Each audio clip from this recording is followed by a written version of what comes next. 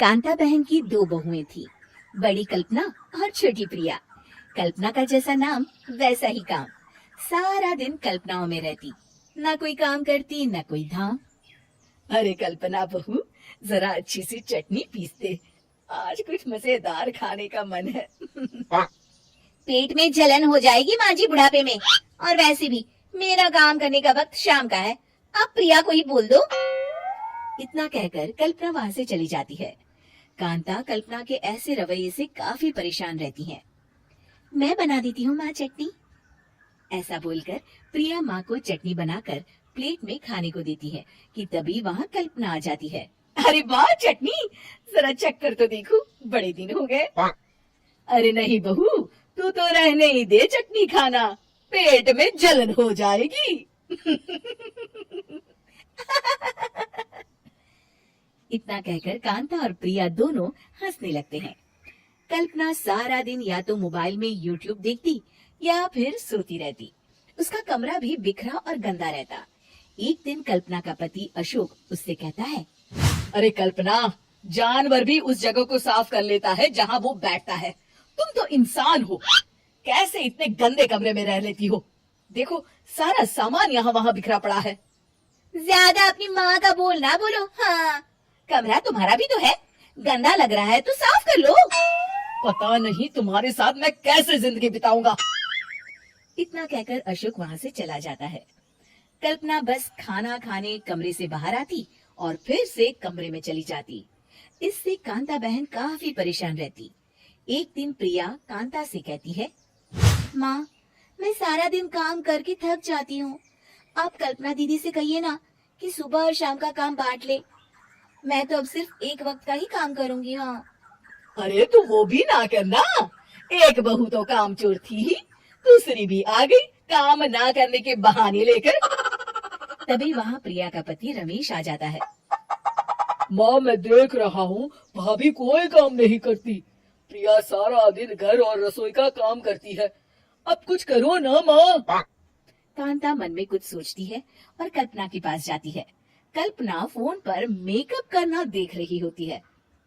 कल्पना, तुम सारा दिन बस मोबाइल देखती हो, घर का कोई काम भी कर लिया करो। प्रिया सारा दिन काम करके थक जाती है, आज से मैंने फैसला किया है, एक वक्त का काम तुम करोगी, सुबह का खाना तुम बनाओगी और रात का प्रिया। आप लोगों ने काम को हवा बना रखा है। अरे पता नहीं थोड़ा सा ज्यादा काम करने में आप लोग घबरा क्यों जाते हैं। और हाँ, बहुत ज्यादा प्रिया की तारीफ मत करिए मेरे सामने, बड़ी बहू तो मैं ही रहूंगी। मैं कुछ नहीं जानती, कल सुबह मुझे वक्त से खाना चाहिए, रसोई में आ जाना, वरना कल से तुझे खाना नहीं मिलेगा। अगली सुबह कल्पना रसोई में नहीं आती है। वो देर से सोकर उठती है और बाहर आकर कहती है, भूख लगी है, आज खाने में क्या है? इतनी देर हो गई, आज किसी ने मुझे उठाया भी नहीं, पता नहीं कहाँ है सब। कल्पना को घर में कोई नहीं दिखता। वो रसोई की तरफ जाती है जहाँ बड़ा सा ताला लगा होता है।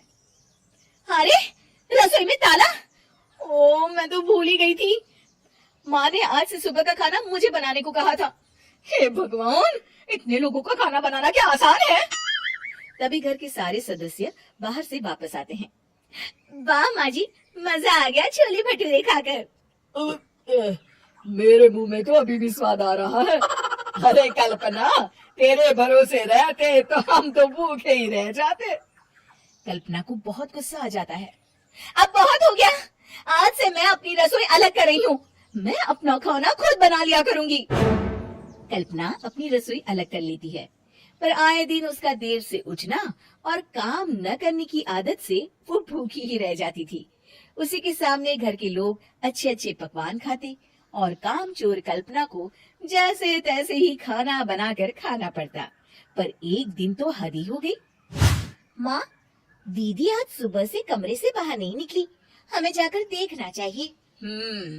सो रही होगी काम चोर कहीं की, पर तुम कहती हो तो चलो देख लेते हैं उसे। कल्पना कमरे में पेट पकड़कर बैठी होती है। हाय मेरा दर्द, पेट दर्द के मारे मर रही हूँ मैं।